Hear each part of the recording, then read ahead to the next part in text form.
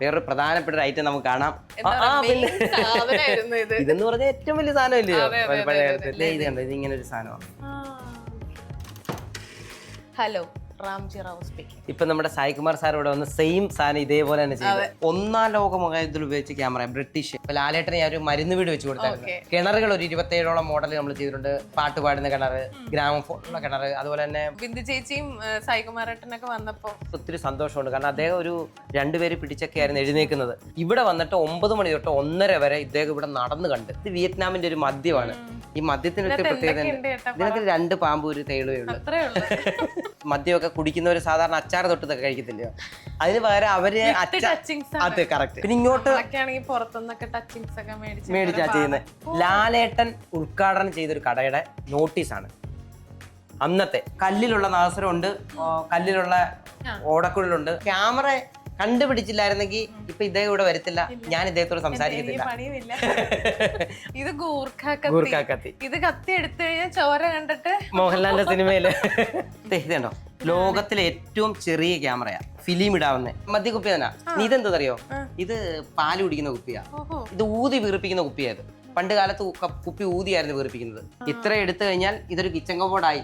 ഇപ്പൊ നമ്മൾ ഇതിനു വേണ്ടിയാണ് ഒരു 5-6 ലക്ഷം രൂപ മുടക്കുന്നത്. ഇപ്പൊ നമ്മൾ പണക്കാരനൊക്കെ പറയത്തില്ലോ, അയാൾ വലിയ പണക്കാരനാ എന്നൊക്കെ പറയുന്ന ഒരു വാക്കുണ്ടായത് ഈ പണത്തിൽ നിന്നാ. ഫേസ്ബുക്ക് തുടങ്ങിയ കാലം തൊട്ട് ഞാനുണ്ട് എന്ന് പറഞ്ഞാൽ നമ്മളൊക്കെ ആദ്യ കാലത്ത് ഉപയോഗിക്കാൻ തുടങ്ങിയ സമയത്തൊട്ട് ഫേസ്ബുക്കിൽ നമ്മളുണ്ട്.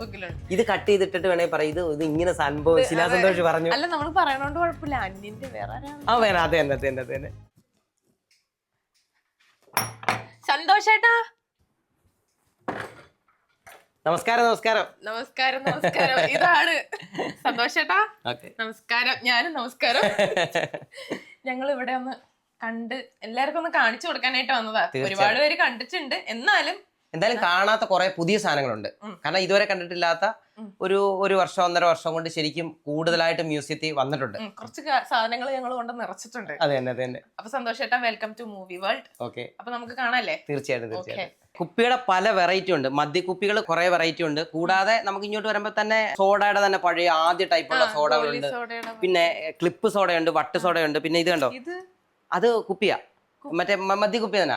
നീ ഇതെന്തറിയോ, ഇത് പാല് കുടിക്കുന്ന കുപ്പിയാ.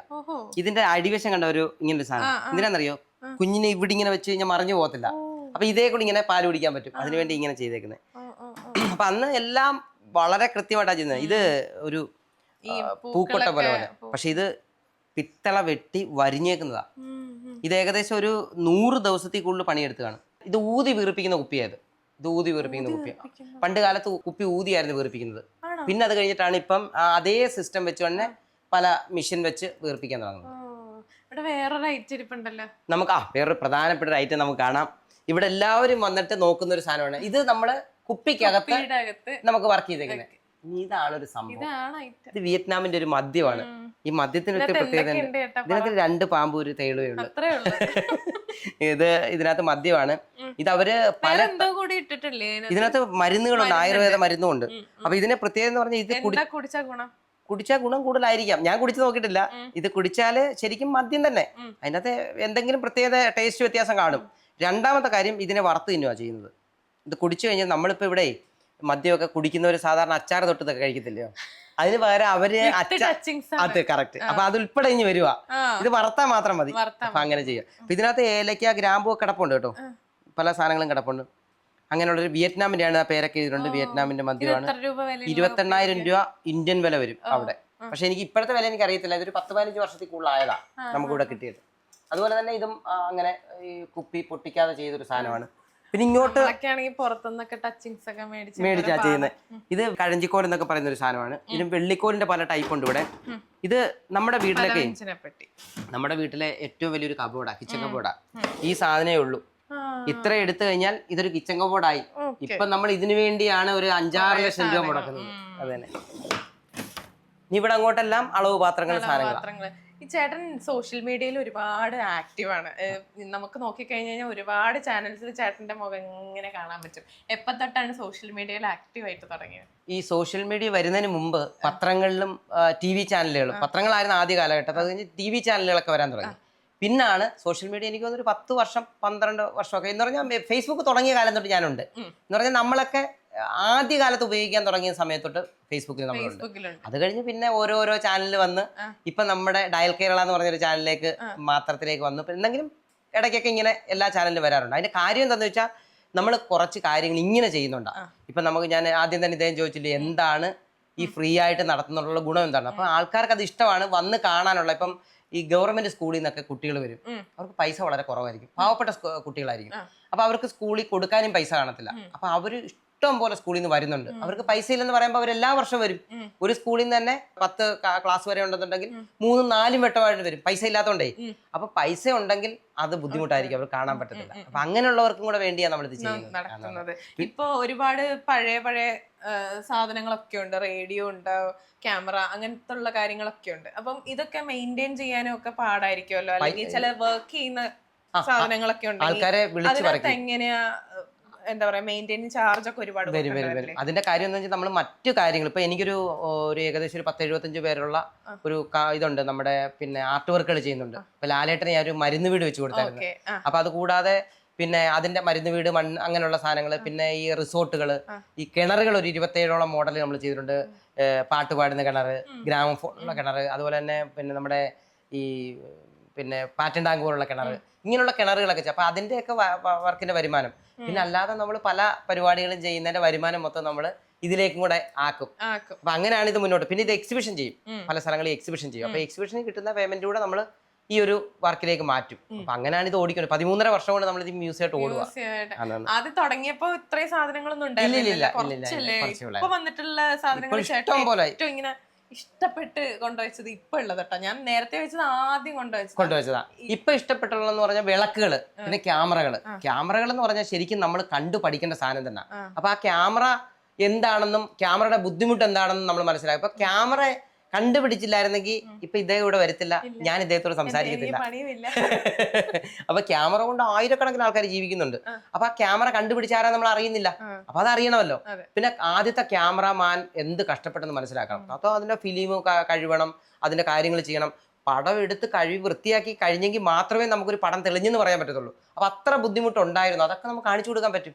അപ്പൊ അതുകൊണ്ടാണ് ഇപ്പൊ എനിക്ക് ഏറ്റവും ഇഷ്ടം ക്യാമറ. ഭയങ്കര ഇഷ്ടമാണ് ക്യാമറ, പഴയതും പുതിയതുമായിട്ട് ബന്ധപ്പെട്ട ക്യാമറകൾ എനിക്ക് ഭയങ്കര ഇഷ്ടമാണ്.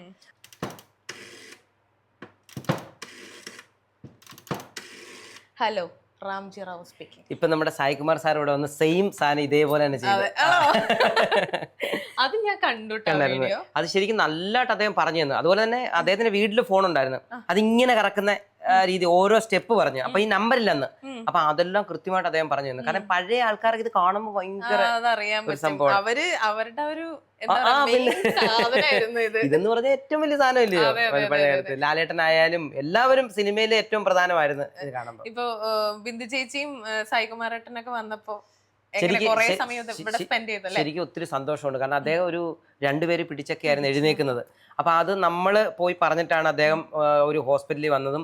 അവിടുന്ന് അദ്ദേഹത്തിന് 29 ദിവസം കിടന്ന് ഇപ്പൊ ഓടുന്ന വീഡിയോ നമ്മളെടുത്ത്. അപ്പൊ ശരിക്കും സോഷ്യൽ മീഡിയ ഇപ്പൊ അദ്ദേഹത്തിനെ ശരിക്കും ആൾക്കാര് എല്ലാം കാണിച്ചു കൊടുക്കുന്നുണ്ട്. ഇവിടെ വന്നിട്ട് 9 മണി തൊട്ട് 1:30 വരെ ഇദ്ദേഹം ഇവിടെ നടന്നു കണ്ട്, ഒറ്റയ്ക്ക് ഒരാള് പിടിക്കാതെ സംസാരിച്ചിട്ടുണ്ട്. നടന്നു വരുന്നത്. ഇത് കണ്ടപ്പോഴേക്കും ഞാൻ നോട്ട് ചെയ്തു. കാരണം നമ്മളൊക്കെ ഇഷ്ടപ്പെടുന്ന ഒരു നടനല്ലയോ. നടൻ എന്ന് പറയുമ്പോൾ വില്ലനായിട്ടായാലും അല്ലാതൊക്കെ ആയാലും ഇഷ്ടപ്പെടുന്ന ഒരു നടനാ. അപ്പൊ അദ്ദേഹത്തിനൊരു നല്ല കാര്യം വരുമ്പോൾ നമുക്ക് സന്തോഷമാണ്. അപ്പൊ അതിനകത്ത് അദ്ദേഹം ആ സന്തോഷത്തിലാണ് ഇവിടെ വന്നത്.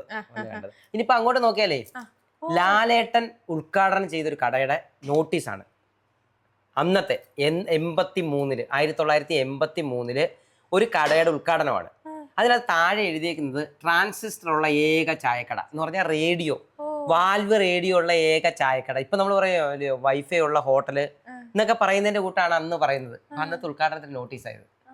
ഇനി തൊട്ടപ്പുറത്ത് പടമുണ്ട്, അന്നത്തെ ഫോട്ടോ ഉണ്ട്. അതുപോലെ ഇപ്പുറത്തെ തിരുവിതാംകൂറിന്റെ പണമാണ്. ഇപ്പൊ നമ്മൾ പണക്കാരൻ എന്നൊക്കെ പറയത്തില്ലയോ, അയാൾ വലിയ പണക്കാരനാ എന്നൊക്കെ പറയുന്ന ഒരു വാക്കുണ്ടായത് ഈ പണത്തിൽ നിന്നാ. ഇത് പല വർഷങ്ങൾ ഇതിനകത്ത് ചെയ്തിട്ടുണ്ട്. ഇത് അന്ന് കാലത്ത് ടോപ്പ് സംഭവമാണ്, ഭയങ്കര പൈസയാ എന്ന് പറഞ്ഞാൽ. ഇത് വെള്ളിയിലാണ്. ഇത് കൊണ്ട് കൊടുത്താൽ ഒത്തിരി സാധനങ്ങൾ കിട്ടുമായിരുന്നു. അപ്പൊ അങ്ങനെയുള്ള ഒരു നാണയമാണിത്. തൂക്കാൻ പഴയ കാലത്ത് ഇത് മുടി പോയിക്കാൻ ഉപയോഗിച്ചൊരു സാധനം, പണ്ട് മുടി പോയിക്കുന്നത്. ഇനി അപ്പുറത്തെ അന്യൻ സിനിമ ഇല്ലയോ, അതിനകത്തൊരു ആയുധം കാണിക്കുമല്ലോ, അന്യൻ ഒരു ഓർമ്മ കാണിക്കും പുള്ളി കാണിക്കുന്നത്. അപ്പൊ ആ ഒരു ആയുധം ഇതേപോലത്തെ ഒരു ആയുധമാണ്. ഇത് ചെമ്പും ഇരുമ്പുവാ. അന്യന്റെ അല്ല. ഇനിയിപ്പം ഇത് കട്ട് ചെയ്തിട്ടിട്ട് വേണേ പറയാം ഇത് ഇങ്ങനെ സംഭവം ശിലാസന്തോഷ് പറഞ്ഞു. അല്ല നമ്മൾ പറയണോണ്ട് കുഴപ്പമില്ല, അന്യന്റെ വേറെ വേണം. അതെ തന്നെ. ഇത് അതുപോലെ തന്നെ ലോകത്തിലെ ഏറ്റവും കൂടുതലും മുസ്ലിമുള്ള രാജ്യമാണ് ഇന്തോനേഷ്യ. ഞാനിപ്പോ ബാലി പോയിട്ട് വന്നതാ. അവിടെ പക്ഷെ ഗണപതിയുടെ പടമാണ് പ്രിന്റ് ചെയ്തേക്കുന്നത്.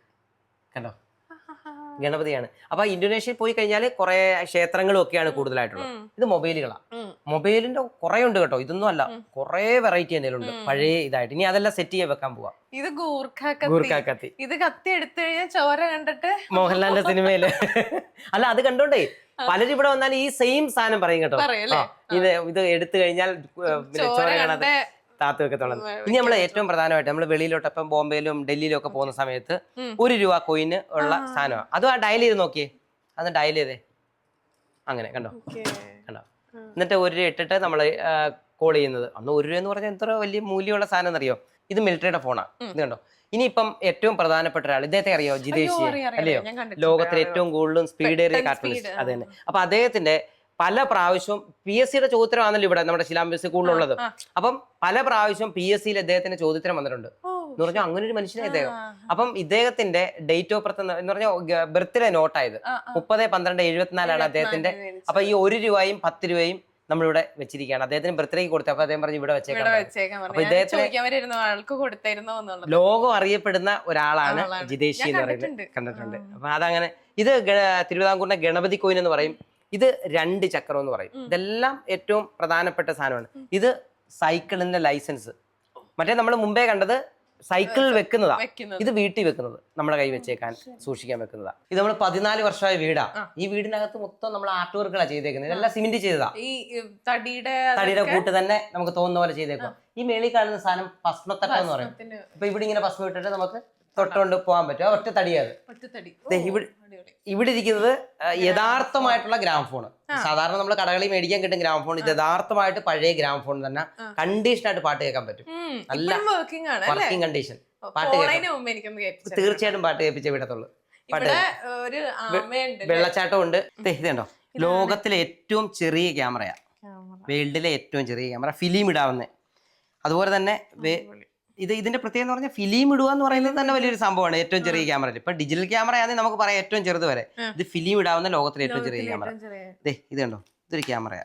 ഇത് ഏകദേശം എത്ര വർഷം പഴക്കമുണ്ട്? ഇത് ഇതിനകത്തുണ്ട്, വർഷം വരെ ഉണ്ട്. എല്ലാം ഉണ്ട് ഇതിനകത്തുണ്ട്. 1977 ഇത് പുറത്തിറങ്ങിയത്. USA ആണ് പുറത്തിറക്കിയത്. എല്ലാ ക്യാമറയ്ക്കും ഡീറ്റെയിൽ ഉണ്ട്. പഠിക്കാൻ വരുന്നവർക്ക് അങ്ങനെ പഠിക്കാൻ വരാം. ഇത് കണ്ടോ, ഇതൊരു ക്യാമറ. കണ്ടോ, ഇതിങ്ങനെ കറക്റ്റ് ചെയ്തിട്ട് ഇവിടെ ക്ലിക്ക് ചെയ്യാൻ പറ്റും. കണ്ടു കഴിഞ്ഞാൽ ഒരു പെപ്സി കുപ്പിയും അതുപോലൊക്കെ ഇരിക്കും. കണ്ടോ, അതേപോലെ ഇനി ഇങ്ങനെ കൗതുകം അല്ലാത്ത രീതിയിലുള്ള ഇത് 1-ാം ലോക മഹായുദ്ധത്തിൽ ഉപയോഗിച്ച ക്യാമറ. ബ്രിട്ടീഷ് എന്ന് പറഞ്ഞാൽ മറ്റേ പട്ടാളക്കാർ ഉപയോഗിച്ച്. ഇതുണ്ടോ, ഇതൊരു ക്യാമറ. ആ കാലഘട്ടത്തിൽ ഇതിനകത്ത് വർഷം എല്ലാം ഉണ്ട് കൃത്യമായിട്ട്. വർഷം അതിന്റെ കാര്യങ്ങളെല്ലാം എഴുതിയിട്ടുണ്ട്. ഇത് ബോംബെ, ഡൽഹി, പിന്നെ ചെന്നൈയില് ഇവിടൊക്കെയാണ് ക്യാമറ കൂടുതലുള്ളത്. കാരണം സിനിമ ഏറ്റവും കൂടുതലുള്ള സ്ഥലങ്ങൾ അവിടെയൊക്കെയാണ്. അപ്പൊ അവിടെ നിന്നൊക്കെയാണ് ഏറ്റവും കൂടുതൽ ഇങ്ങനെയുള്ള ക്യാമറകളെയും കളക്ട് ചെയ്യുന്നത്. അങ്ങനെ പുരാവസ്തു ഇവിടെ ഉണ്ടായതുകൊണ്ട് നമുക്ക് ഇങ്ങനെ ആയിട്ട് ബന്ധപ്പെട്ട ഒത്തിരി ഗ്രൂപ്പുകളുണ്ട്. ആ ഗ്രൂപ്പിൽ അറിയാൻ പറ്റും ഇപ്പം. പക്ഷെ പണ്ട് തേടി പിടിച്ചു പോയി എടുത്തോണ്ട് വരിക. പിന്നെ ഇപ്പം തായ്ലൻഡും അങ്ങനെ പല രാജ്യങ്ങളിൽ പോകുമ്പോൾ ഞാൻ ഓരോ ക്യാമറ ഇതിനു വേണ്ടി മാത്രം കളക്ട് ചെയ്ത് കൊണ്ടുവരും. കാരണം എന്താണെന്ന് വെച്ചാൽ ക്യാമറ വലിയ എന്ന് പറഞ്ഞാൽ ഇനി മുന്നോട്ട് നമ്മൾ നോക്കിക്കഴിഞ്ഞാൽ ഇതൊന്നും കാണാൻ പോലും പറ്റത്തില്ല. ഇതിനകത്ത് ആ മേളിൽ കാണുന്ന ഒരു ഫ്ലാഷ് ഉള്ള ക്യാമറയാ. ഈ ഫ്ലാഷിന്റെ പ്രത്യേകത, ഒരു പ്രാവശ്യം നമ്മൾ ക്ലിക്ക് ചെയ്താൽ ആ ഫ്ലാഷ് അങ്ങ് പോകും. എന്ന് പറഞ്ഞാൽ ഫിലമെന്റ് അടിച്ചു പോകും. പിന്നെ അടുത്ത ബൾബ് ഇട്ടെങ്കിൽ മാത്രമേ അടുത്ത ഫോട്ടോ നമുക്ക് എടുക്കാൻ പറ്റത്തുള്ളൂ. അപ്പൊ ഇതൊക്കെ എത്ര കഷ്ടപ്പാടുണ്ടെന്ന് നമ്മൾ മനസ്സിലാക്കണം. അതുപോലെ ഇത് സെറ്റ് ചെയ്യാനോ, ലൈറ്റ് കറക്റ്റ് ചെയ്യണം, എന്തൊക്കെ പണിയാന്നറിയോ. അപ്പൊ അതിനെയൊക്കെ നമുക്ക് മനസ്സിലാക്കാൻ വേണ്ടിയാണ് ഇത്രയും ക്യാമറകൾ. ഇത് കൂടാതെ പെട്ടിയിൽ കുറെ ക്യാമറ ഇരിപ്പുണ്ട്. 280 ക്യാമറ പഴയതുണ്ട്. വർക്ക് ചെയ്യുന്ന കുറെ ക്യാമറ ഉണ്ട്. ഫിലിം ഇട്ടാ വർക്ക് ചെയ്യുന്ന ക്യാമറ ഇതിനകത്തുണ്ട്. ഇതൊക്കെ കിട്ടിയപ്പോഴേ എന്താ പറയാ, നമ്മൾ റെഡിയാക്കി വെക്കും. പിന്നെ ബോക്സ് ആയിട്ട് കിട്ടുന്നുണ്ട്. എന്ന് പറഞ്ഞാൽ ഒരു കുഴപ്പം വരാതെ ഈ കമ്പനി നിർത്തുമല്ലോ.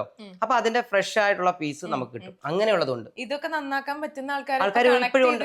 അങ്ങനെ ഉണ്ട്. ഇപ്പൊ കോഴിക്കോട്, പാലക്കാട് സൈഡൊക്കെ ഉണ്ടാക്കുന്നവരുണ്ട്, ശരിയാക്കുന്നവരുണ്ട്. വാഗേശ്വരി ക്യാമറ. ഇത് വാഗേശ്വരി ക്യാമറയാ.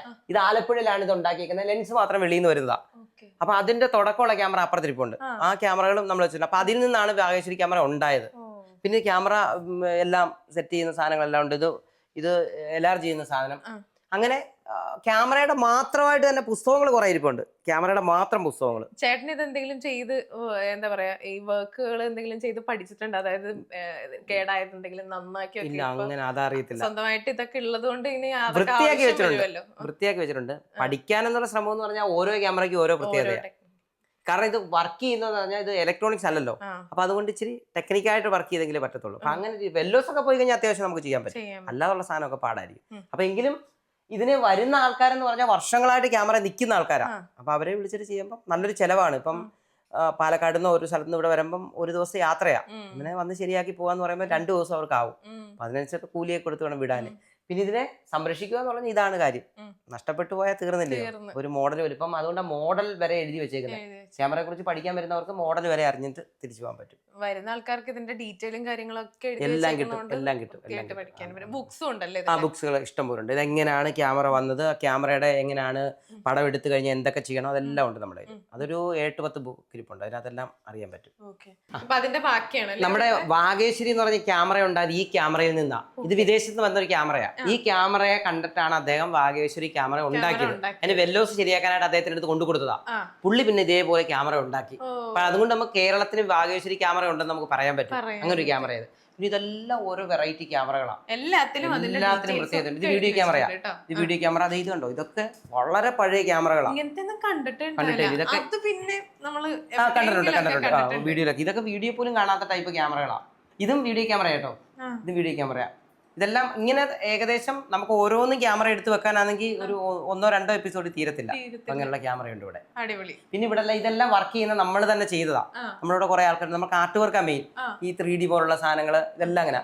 ഇത് അതുപോലെ ഒരു പഴയ കാല തോലിലുള്ള പിക്ചറ, അതും തോല് പിക്ചറ, ഇതെല്ലാം. പിന്നെ നമുക്ക് മറ്റേ കല്ലിലുള്ള നാസരമുണ്ട്, കല്ലിലുള്ള ഓടക്കുഴലുണ്ട്. അങ്ങനെ വ്യത്യസ്തമായിട്ടും കൗതുകമായിട്ട് ബന്ധപ്പെട്ടതുണ്ട് നമ്മുടെ. ഇതൊക്കെ എങ്ങനെയാ? ഇത് ലാലേട്ടൻ ഇങ്ങനെ ഒരു മോതിരം കൊടുത്തിട്ടുണ്ടായിരുന്നു, റിങ് ആയിട്ടുള്ളത്. ഇത് ഇത് ഇങ്ങനെ ഒരു സാധനമാണ്. ഇത് റീസെറ്റ് ചുമ്മാ നോക്കിയേ. അയ്യോ, റീസെറ്റ് ചെയ്ത് നോക്കാൻ ഞാൻ എടാ ഇതെങ്ങനെ അതാണ്. ഇത് അങ്ങനെ പറ്റില്ല കേട്ടോ, എല്ലാവർക്കും അങ്ങനെ പറ്റുന്നല്ല അല്ലേ?